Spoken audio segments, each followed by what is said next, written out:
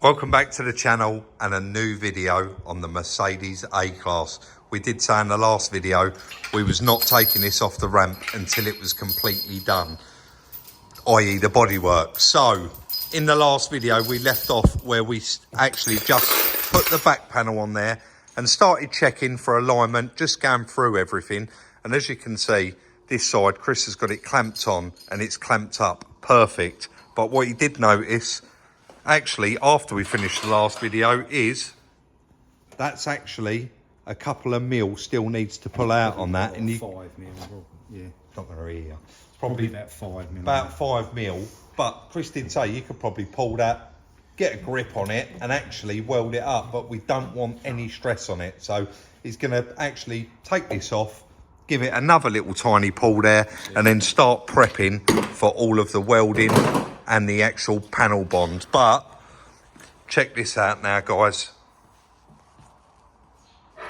No stress on that. No stress on it, and absolutely perfect all the way, lines up lovely.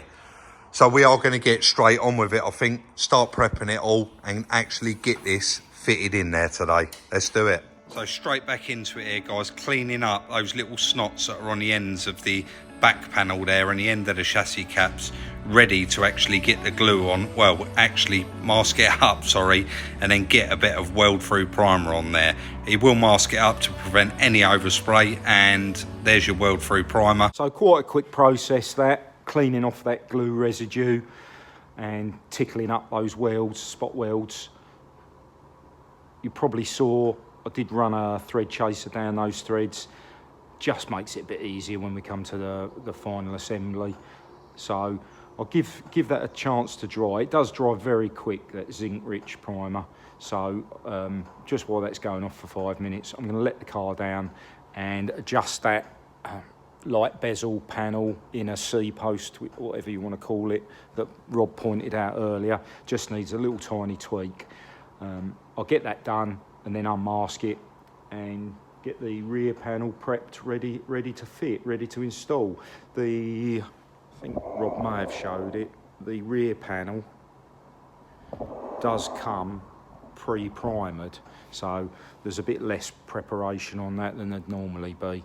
But yeah, let's crack on and see if we can get that installed. And then back in with the jig. That light panel on the near side is just in slightly, so a little tiny pull on there. Get that about right. You can see it actually moving there. Chris tapping the creases with the hammer so that it stays there when he lets go. Unmask it again and then back down. That is actually ready now to have the glue put on. So test fit in the back panel, that's all fine. Chris will go around, tweak all the little edges, stick the glue on and then put the back panel on permanently. So now with the back panel on, again, the glue, you can see it all squashing out the holes. Chris cleaned it up, put tape over the holes before he put the nuts on. Otherwise, you'll end up welding the nuts to the threads with that bond for the panels, the panel bond. So trying the rubber on there, open and close the boot a couple of times, make sure we're completely happy with all the gaps and everything's fine with the boot rubber, and it is. Really, really getting there now. Chris did that little bit of time lapse, but didn't actually want to show too much more because it is very repetitive. Like, it's the same thing really when we're doing a front end. It's up and down with the boot lid, just making sure it's absolutely bang on, guys, because once that's welded in, there's no going back. There is no going back. It has got to be bang on. So we've done this side, got the light in. The light panel can't be welded in until the back panel's welded in.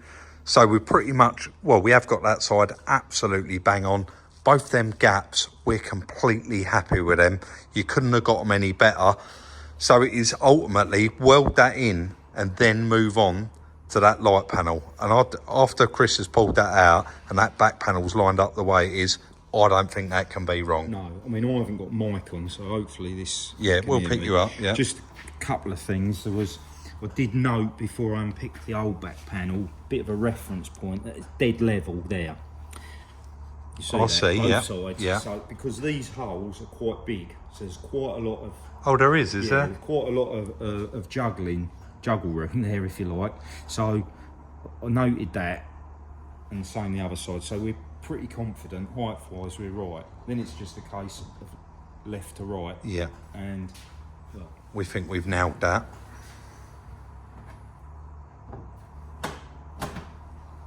And that's latched both sides. Show that light.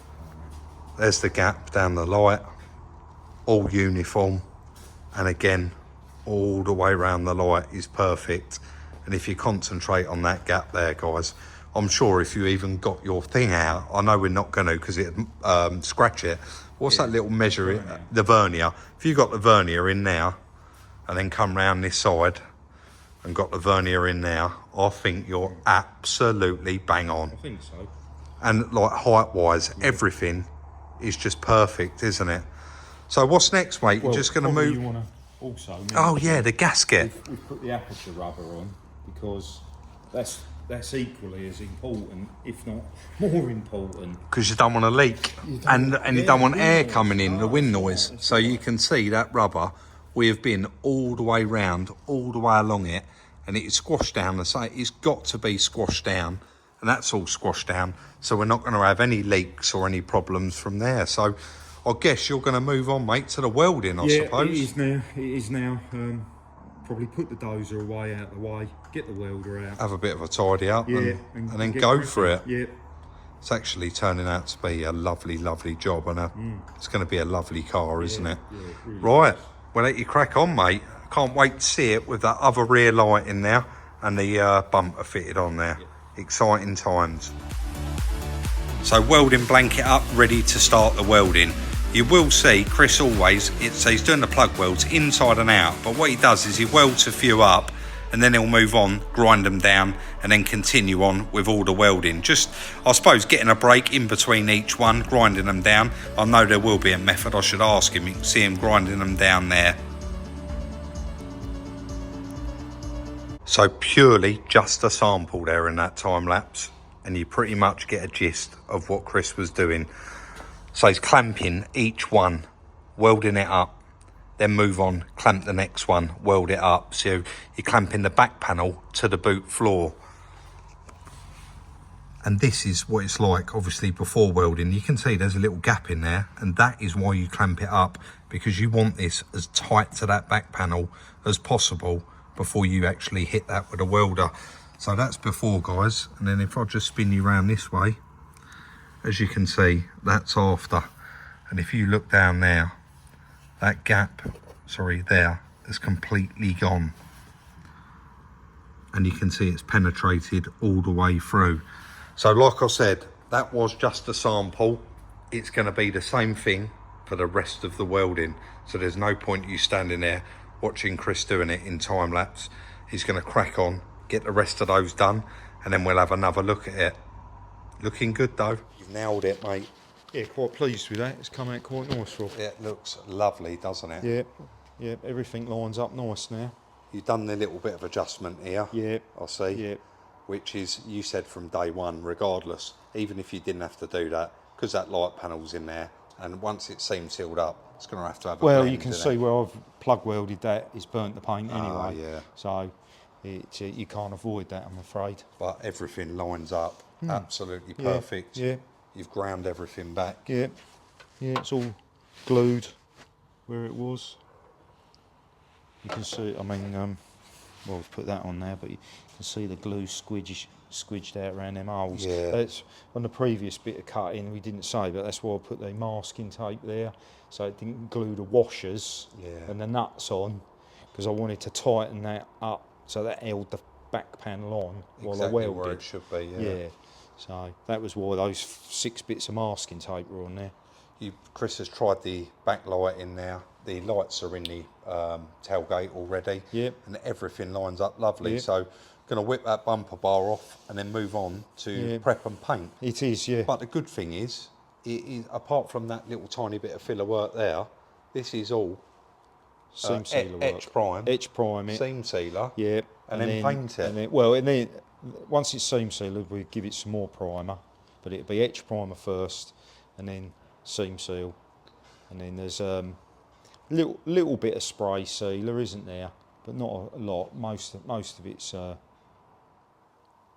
think that was spray sealer down there, wasn't it? There was a little bit on there, yeah. Spray sealer and spray sealer along there. That'd be all right. So, yeah. These bits, guys, genuine Mercedes, so there wasn't any discrepancies or any problems with it whatsoever. And I've said it, they're actually cheaper than bits for that Peugeot van. They're so reasonably priced, the parts for this. Yeah.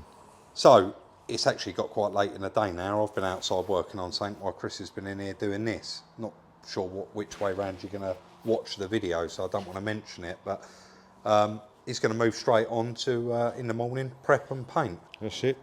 You're all right, Dan, don't worry. We've got Dan the builder here doing a bit for Chris as well, so we'll get straight back on it in the morning. So with all the welding done, it is now time to clean up that back panel, and I know that it had a couple of Mercedes stickers in here, so you'll see Chris with a heat gun actually struggling to get those stickers out. They really was on there quite tough. Then it's time to actually mask it up again and give it a nice coat of etch primer.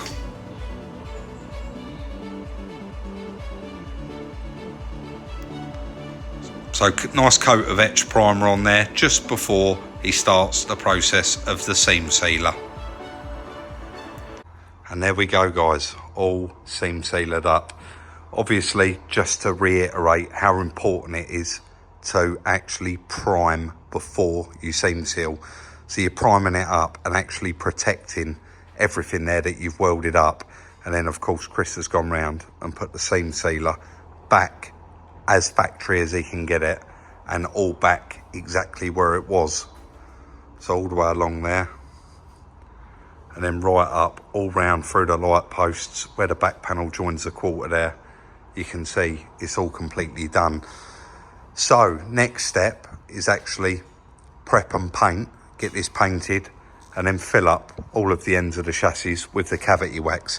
There was so much in there, guys. You would have seen it in part one where I actually pointed the camera on how much cavity wax was inside there. So we need to paint it first. Obviously you can't have wax anywhere near the paint. It's just going to cause a reaction, but it's completely back to factory, I'd say. And you're never going to know, are you, once it's done? So let's let that tack off, let that dry, and Chris will crack on with getting the paintwork done. Really coming together now, and the end is near, they say.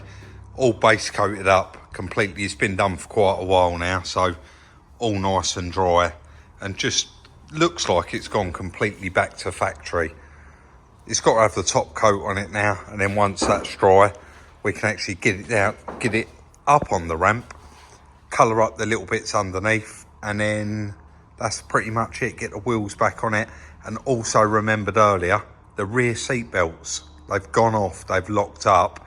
So I've been on the phone to Airbag Team and they've shipped us out 2 new ones, and then they said once they're here, once we got these ones out, we can chuck them in the post back to them. So we'll let Chris carry on doing what he's doing. That is it, guys, all done, all painted. Couldn't be happier. It really does look good. Now ready to actually finally get this one back on its feet. So I'm just taking all the masking tape off. I'm going to go up in the air, paint those little bits underneath where we had the seal clamps on there, and then actually get the back wheels on it and get it back down off that ramp. Down we come, get that door open, and finally get it back outside. It's actually been on the ramp. This video's taken a few days to do, so it has taken up the ramp for the last sort of 3 or 4 days recording both videos. There we go. All as far as we can actually possibly take the paintwork now. This is going to need to go to paintwork. I don't know if the guy was having a bit of a wind up, but we did say in the previous video, this tailgate, you can see it's got a dent there. It's got another one in it there. And then it's got all of these chips right through it and various other little marks. The whole tailgate has got to be painted. Bloke said, yeah, you need to swap that, mate. This is a 220. Guys, whoever that was, we know we're going to be taking that off. We'll put the original one back on. But that is all of the major repairs of it done. All inside is finished. But what I am going to do, because I don't want it to delay us, is actually get those seat belts out.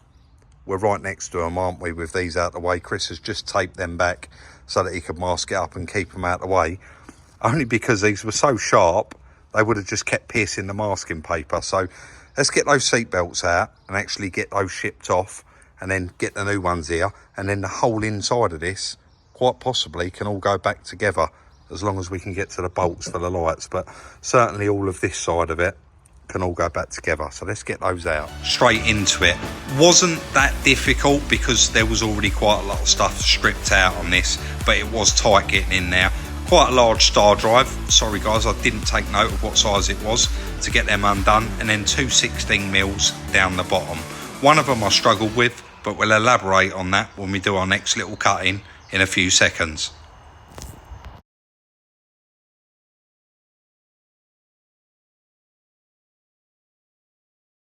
So like I said there guys, in that piece of time lapse, and a lot of you are going to say, what actually goes wrong with these? I know for those of you that have been watching a long time, you will already know, but there is an explosive device actually within this seatbelt itself. And what happens is, if you're in the car and you've got the seatbelt on, wherever you are in the car, this does pull tight.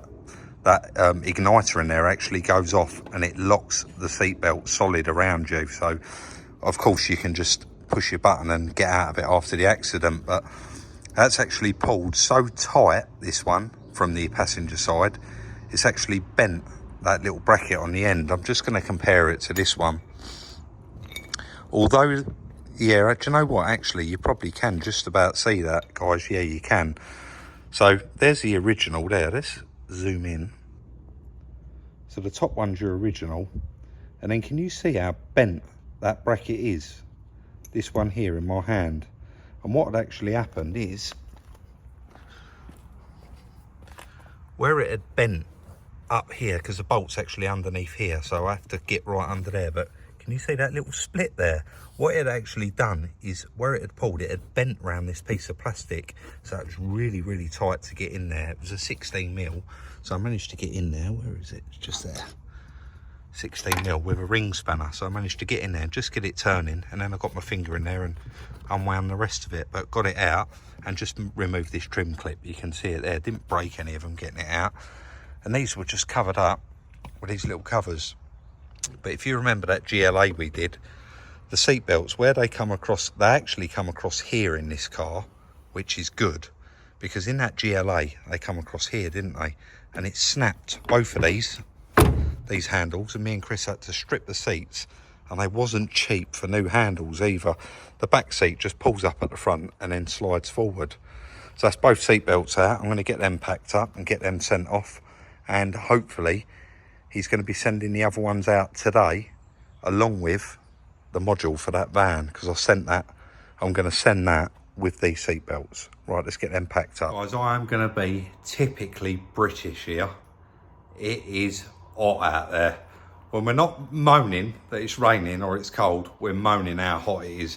I'm not going to moan about it, but genuinely my t-shirt's stuck to me. Chris's is stuck to him. It is so stuffy and warm to the point where we've actually invested in a fridge and filled it up with water. You've got to stay hydrated in this heat, haven't you? So on the first video, obviously I'll try and answer as many comments as I can. Thank you to everyone in the last video on the Mercedes. Very, very nice and positive. Some really nice comments in there for Chris, as usual, which Chris don't always get chance to. Chris doesn't respond to the comments, but he does go in and read a fair few. So that was really nice of you all in there saying how good his work is.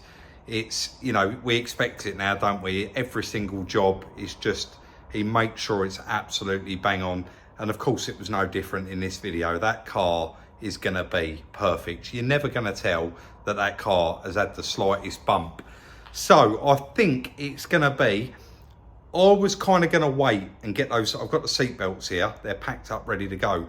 I was actually going to wait until the new ones arrived, get this module in and get them seat belts fitted in this video. But I guess in the next video, that's going to be going, the next step for that car is to go to paint. There's nothing for Chris to do. The painter's actually going to get on and do all them little dents and the little chips. We've got a rear bumper for it in the container. So it's literally rear bumper, boot lid, blow into the quarter panels, and then we need to put it back together and of course crunch the numbers. So there is one video left on that car. If you did enjoy this video, please hit that thumbs up. We really do appreciate it. And of course, it shows your appreciation. If you didn't enjoy it for any reason, hit that thumbs down. Thank you all again so much for watching. Like, subscribe and share. Follow us on Instagram at Salvage Rebuilds, or Chris's private one at Salvage Rebuilds Chris. We'll see you all very, very soon in the next one.